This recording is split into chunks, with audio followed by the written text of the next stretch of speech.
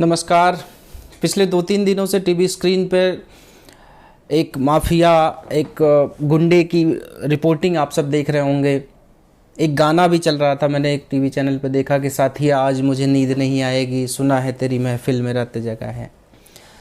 जब उसको गुजरात के साबरमती जेल से प्रयागराज की कोर्ट में लाया जा रहा था, तब ये गाने बज रहे थे कि वो शायद उसको नींद ना आए क्योंकि गाड़ी पलटने का डर था, क्योंकि एक कांड ऐसा उत्तर प्रदेश की पुलिस कर चुकी है। तो ये सब आशंकाएं जताई जा रही थी, हालांकि उन आशंकाओं को विराम लग चुका है, वो वापस उस जेल में पहुंच चुका है।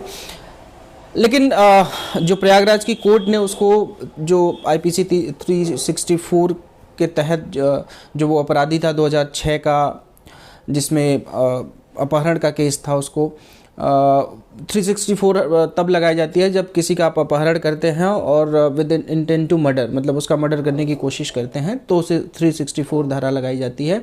और उसके तहत जो मैक्सिमम सज़ा है वो 10 साल के रिगरस इम्प्रिजनमेंट है या फिर लाइफ इम्प्रिजनमेंट।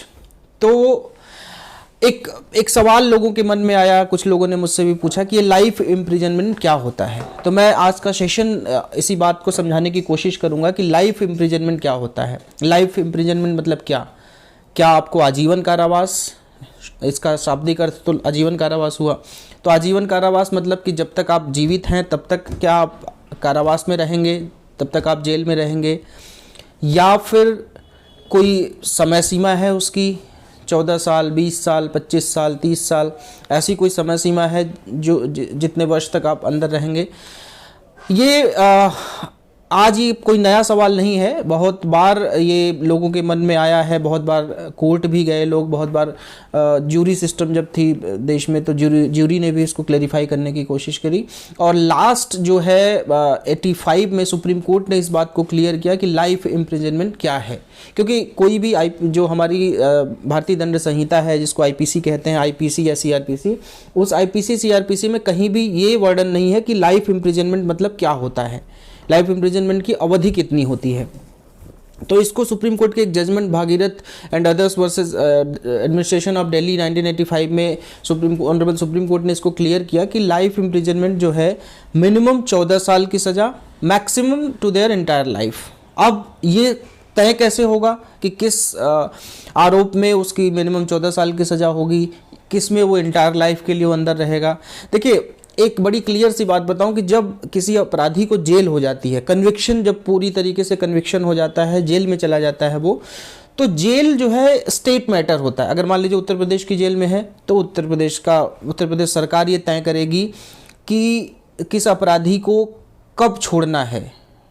इसका मतलब ये नहीं कि 7 साल की सज़ा हुई है तो वो 5 साल में ही छोड़ देगा, छोड़ सकते हैं कुछ विशेष परिस्थितियों में। जैसे आईपीसी 432 एंड 433 जो है स्टेट को पावर देती है कि किसी अपराधी की आप सज़ा कम कर सकते हैं, कुछ विशेष परिस्थितियों में उसकी सज़ा ख़त्म भी कर सकते हैं। जैसा एक मामला गुजरात का आया बिल्किस बानो के एक केस में, जो सरकार ने एक रिव्यू किया और रिव्यू में पाया कि कुछ अपराधियों को छोड़ दिया जाना चाहिए। तो ये स्टेट जो है रिव्यू करती हैं, और ये एक बहुत विश्वस्तरीय, इस पे बहस भी छिड़ी थी, विश्वस्तरीय ये माना भी गया कि भाई इस जो अपराधी, जिन अपराधियों का जेल में व्यवहार ठीक है, जिन ये संभावना है कि जेल से बाहर निकलने के बाद कुछ अच्छा व्यवहार करेंगे, समाज हित में कुछ काम करेंगे, या फिर उनको अपनी जो गलती हुई उसका उनको आभास हो गया है और वो जेल से बाहर निकलकर कुछ गलत काम नहीं करेंगे, तो उनको छोड़ दिया जाना चाहिए।